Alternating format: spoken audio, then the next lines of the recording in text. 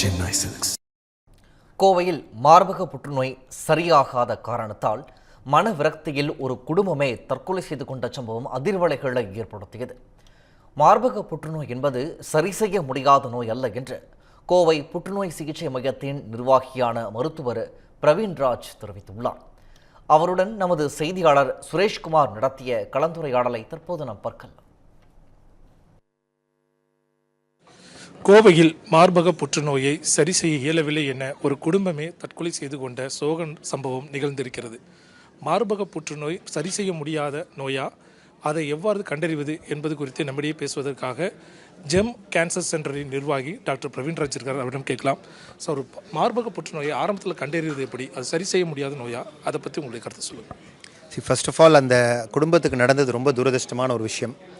மார்பக புற்றுநோய் அப்படின்றது கம்ப்ளீட்டாக குணப்படுத்தக்கூடிய ஒரு நோய்.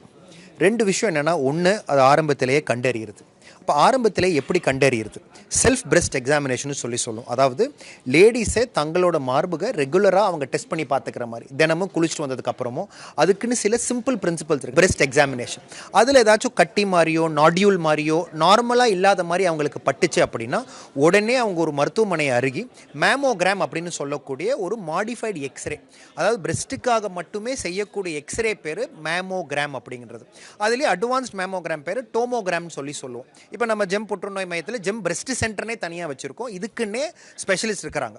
அவங்க டெஸ்ட் பண்ணி பார்த்துட்டு அந்த கட்டி சாதாரண கட்டியா, இல்லை புற்றுநோய் மாதிரி இருக்கிறதுக்கான வாய்ப்பு இருக்கா, இல்லை உண்மையாகவே புற்றுநோய் இருக்கான்றதை அந்த டெஸ்ட் மூலமாகவே கண்டுபிடிச்சிட முடியும்.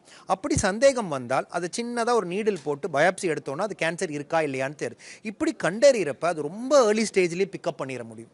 ரொம்ப ஏர்லி ஸ்டேஜில் பிக்கப் பண்ண முடிஞ்சால் என்ன ஆகும்னா, ட்ரீட்மெண்ட்டும் ரொம்பவே சிம்பிள். அதாவது மார்பத்தையே எடுக்காமல் அந்த கட்டியவும் சுற்றி இருக்கிற அந்த கொழுப்பு இருக்கிற பகுதியை மட்டும் பிரெஸ்ட் கன்சர்வேஷன் சர்ஜரின்னு சொல்லுவோம். அது மூலமாகவே சரி பண்ணி கம்ப்ளீட்டாக ட்ரீட்மெண்ட்டை சரி பண்ணிட முடியும். சில நேரங்களில் அந்த கட்டி கொஞ்சம் அட்வான்ஸ்டாக இருக்கலாம். அட்வான்ஸ்டாக இருக்கிறது அப்படின்னா ஆக்சலான்னு சொல்லக்கூடிய அக்கில் இருக்கக்கூடிய நெறிகளுக்கு அந்த கேன்சர் பரவி இருக்கலாம். அப்படி பரவி இருந்தால் மார்பகத்தை எடுக்க வேண்டியிருக்கும். அந்த நெறிக்கட்டிகளையும் சேர்ந்து நம்ம எடுக்க வேண்டியிருக்கும்.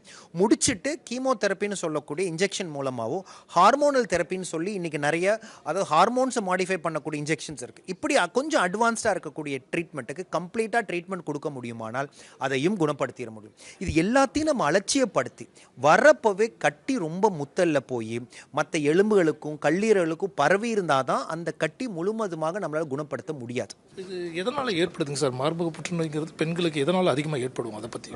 இப்போ மார்பக புற்றுநோய் அப்படின்றது இதுதான் காரணம்னு சொல்கிறது கஷ்டம். பட் தென் சில ஜெனட்டிக் மியூட்டேஷன் சொல்லியிருக்கு. BRCA1 BRCA2ன்னு சொல்லுவோம். அதாவது நம்ம உடம்புல இன்ஃபேக்ட் முக்கால்வாசி கேன்சர் பார்த்தீங்கன்னா ஜெனட்டிக் மியூட்டேஷனால். மியூட்டேஷன் அப்படின்னா சில அன்னோன் காரணத்துக்காக, அன்னோன் காரணம் அது குட் பி என்வாயர்மெண்ட்டாக இருக்கலாம், என்வாயர்மெண்ட்டில் வரக்கூடிய பொல்யூட்டன்ஸாக இருக்கலாம். அதனால என்ன ஆகும்னா சில ஜீன்ஸில் இருக்கக்கூடிய சில டேமேஜ் நடக்கும். அப்போ சில செல்கள் அப்நார்மலாக வளர ஆரம்பிக்கும். அதுதான் கேன்சர் அப்படிங்கிறது. ஆனால் இப்போ மார்பகத்தை பொறுத்த வரைக்கும் ஒபிசிட்டிக்கு ஒரு முக்கியமான காரணம் இருக்கிறதா நிறைய, அதுக்கு ஒபிசிட்டி இருக்கவங்களுக்கு தான் வரும்னு நான் சொல்ல வரல. ஒபிசிட்டி ஒரு முக்கியமான காரணமாக இருக்கிறதா அது நமக்கு தெரிஞ்சிருக்கு. அதே மாதிரி லேடிஸில் இன்றைக்கி ஏர்லி மெனோபாஸ்ன்னு சொல்லுவோம். இன்றைக்கி சீக்கிரமாகவே ஏர்லி பியூபர்ட்டின்னு சொல்லுவோம்.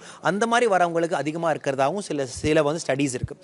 அதனால் இவங்களுக்கு தான் வரும் இவங்களுக்கு தான் வராதுன்னு சொல்லி பிரிக்கிறது ரொம்ப கஷ்டம். எல்லா லேடிஸுமே ரெகுலராக பிரெஸ்ட் செல்ஃப் எக்ஸாமினேஷன் பண்ணிக்கணும். டவுட் இருந்துச்சுன்னா ஒரு டாக்டர் கிட்ட செக்அப் பண்ணிக்கணும், மேமோகிராம் பண்ணி இதை சீக்வென்ஷியலாக பண்ணிக்கிட்டோமானாலே நம்ம கேன்சரை ஏர்லியாக பிக்கப் பண்ண முடியும்.